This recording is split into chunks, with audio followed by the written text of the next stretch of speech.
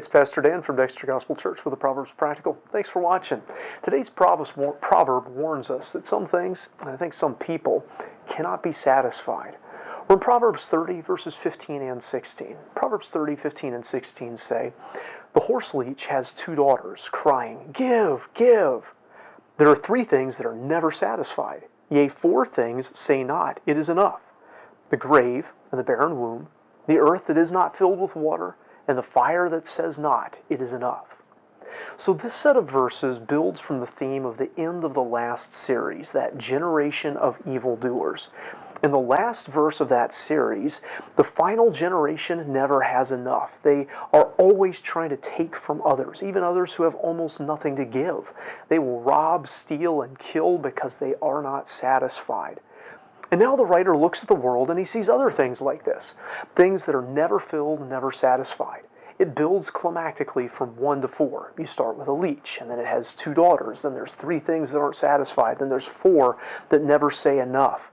He thus ends with the same number as the number of generations that he looked at in the last Proverbs. It may well be that this whole segment is to illustrate the horrors of those four modes of wickedness, especially that last one. So he begins with a leech, or at least that's as good an interpretation of the word as any other. This is the only time it shows up in the Old Testament. A leech sucks blood and isn't satisfied. And when it has offspring, they too carry right on sucking blood and never drink enough. They never have a retirement ceremony where leeches say, "All right, we're going to hang up our blood-sucking boots here and we're never going to suck blood anymore." He then gives us another four. Now, these are not necessarily evil in themselves, but more like forces and qualities of nature. The first is the grave. The only limit to the number of people who can die is the number of people who have lived. Death is never satisfied. It never says it won't accept any more applicants, that it can't take any more people. And in a grim observation about war and battle, it seems that killing often begets only more killing. Revenge sparks more vengeance. Savagery is responded to with savagery. Once those gates of violence and destruction and death are open, they're very hard to close again. Then he speaks of the barren womb, the woman who has no children. Now, in our society, children are sometimes viewed as a blessing, sometimes as a handicap, sometimes as a nuisance. But for them, children were very important. And there's many even today for whom the lack of children is a terrible burden. And they don't feel like they can really be satisfied until they have children. This was all the more so when the writer writes this in Proverbs. In their day, children were not only your hope for the future and your provision for the future, but they were the legacy that you left behind. You had not only the biological urge to reproduce, you not only had the practical need for children for your old age, you also had the social pressure and stigma affected by offspring and the lack thereof. We often attach our identity to things like our school, or our job, our state, or our country. We all want to be part of something that's bigger than ourselves. For them, it was often family.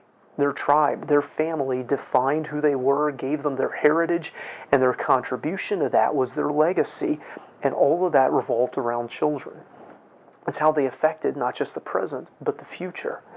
Think of how desperately the women at the origins of Israel wanted children, like Sarah or like the wives of Jacob. They were willing to do almost anything to have children or be given credit for having children. And then he brings up dry ground, that there were places on the earth around them where it seemed like no water poured on it could ever cause it to stop soaking it up. No rainfall ever saturated or satiated it. It was a dry and thirsty land, and no amount of water ever seemed to change that. And then lastly, there was fire.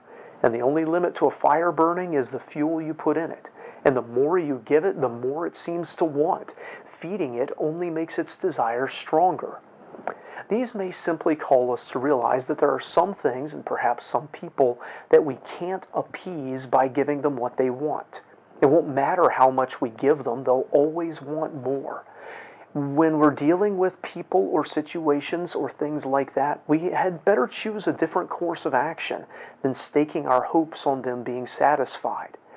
And that's especially true of the wickedness in the previous group of four. No matter how much prey you give predators, how much praise you give to the prideful, how much self-righteousness you grant the Pharisee, how much goodness you give the ungrateful, they are never satisfied. They do not turn from their nature by appeasing their nature. So be aware that there are some things and some people and some behaviors that can't be filled by going along with them. We must have a different mentality and morality, a different source of satisfaction. We aim for what is right, not what people want or even what we hope will satisfy them. Only genuine righteousness is truly satisfying. Only God Himself can fulfill the great needs of man. I hope this video is a help to you. If so, hit that like button, and if you haven't already, subscribe to our channel for more insights from the Scriptures. Until next time, I hope you stay well and find satisfaction in Christ.